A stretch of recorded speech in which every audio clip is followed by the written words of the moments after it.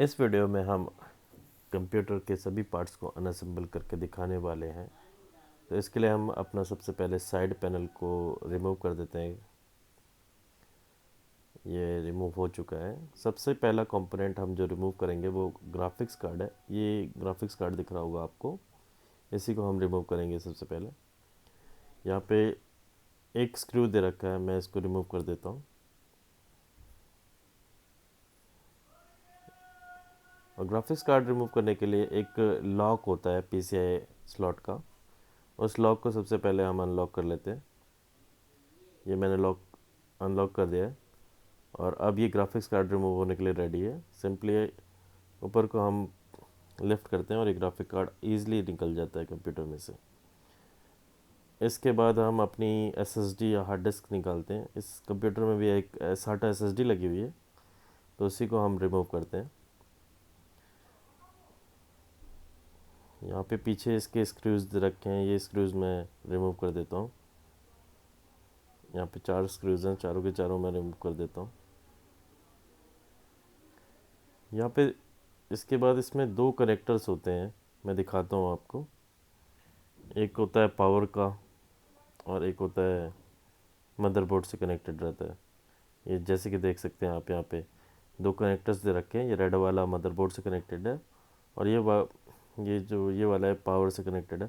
इसको simply detach कर सकते हैं रिमूव करने के लिए। और ये वाला जो है, यहाँ पे 2 तरीके की केबल्स आती हैं। इसमें तो लैच नहीं दिया हुआ है, किसी किसी में लैच भी आता है, तो लैच को प्रेस करके निकालना होता है, नहीं तो साटा पोर्ट डैमेज हो जाता है यहाँ पे एसएसडी का। तो ये सिंपली मैंने रिमूव कर दिया है। एसएसडी भी रिमूव हो गई है हमारी। अब यहाँ मदरबोर्ड से भी केबल को मैं रिमूव कर देता हूँ। अब हम इस पे एसएमपीएस को रिमूव करेंगे। एसएमपीएस के लिए भी हमें पहले स्क्रूज को रिमूव करना पड़ेगा। यहाँ पे भी 4 स्क्रूज हैं, ये भी मैं जल्दी से स्क्रूज को हटा देता हूँ। इफ़ इन केस अगर और भी डिवाइसेस कनेक्टेड है, हार्ड डिस्क कनेक्टेड है, तो वो भी हमें रिमूव करनी पड़ेंगी। वहाँ वहाँ पे से भी साटा कनेक्टर्स को हटाना पड़ेगा, तभी हम एसएमपीएस को रिमूव कर सकते हैं। मेरे कंप्यूटर में एक एसएसडी कनेक्टेड थी, वो मैंने हटा दी। और अब मैं मदरबोर्ड पर से एसएमपीएस के पिन वायर्स हटाऊँगा। ये सीपीयू वाली वायर है। यहाँ पे एक लॉक होता है, इसको प्रेस करके हटाना होता है। और ये 24 पिन कनेक्टर है, इसमें भी एक लॉक दे रखा होता है, इसको प्रेस करके ही आप रिमूव कीजिएगा, नहीं तो मदरबोर्ड डैमेज हो सकता है। और इसको प्रेस करने के बाद ज़्यादा फोर्स लगाने की ज़रूरत नहीं पड़ती, वो ईज़िली निकल जाता है। ये अब हमारी एसएमपीएस रेडी है निकलने के लिए। हम सारी वायर्स हटा देते हैं। ये एसएमपीएस भी हमारी अनअसेंबल हो चुकी है। अब बचा इस केस में सिर्फ मदरबोर्ड है, वो भी हम फटाफट रिमूव कर देते हैं।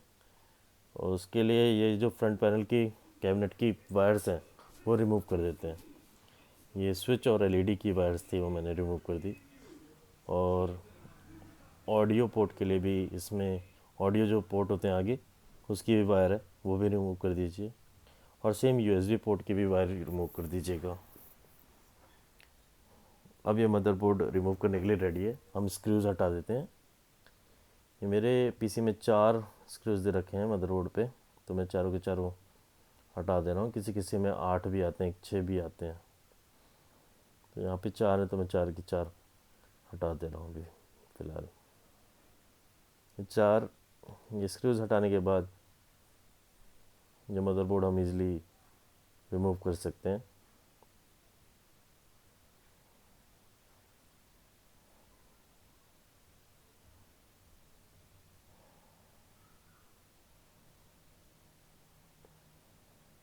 ये सिंपली हम लिफ्ट कर देते हैं मदरबोर्ड को, और ये मदरबोर्ड भी रिमूव हो चुका है।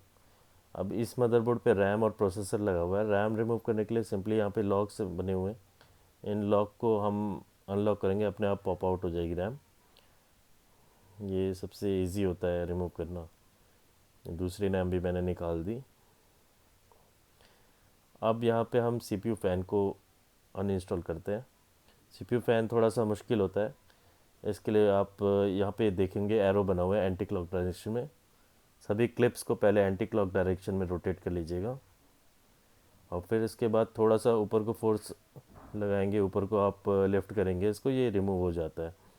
और सारे क्लिप्स को ऊपर की तरफ लिफ्ट कर लीजिए और फिर उसके बाद पूरा फ़ैन ही लिफ्ट कीजिएगा, ये पॉप आउट हो जाएगा। और ये फ़ैन की वायर भी रिमूव कर दीजिए मदरबोर्ड से। ये हमारा फ़ैन भी रिमूव हो चुका है यहाँ से। कूलर, ये प्रोसेसर है, ये लॉक होता है यहाँ पे सॉकेट के पास।